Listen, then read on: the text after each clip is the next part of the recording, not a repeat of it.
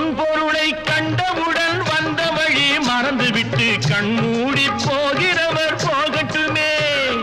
என் மனதை நான் அறிவேன், என் உறவை நான் மறவேன், எதுவான போதிலும் ஆகட்டுமே.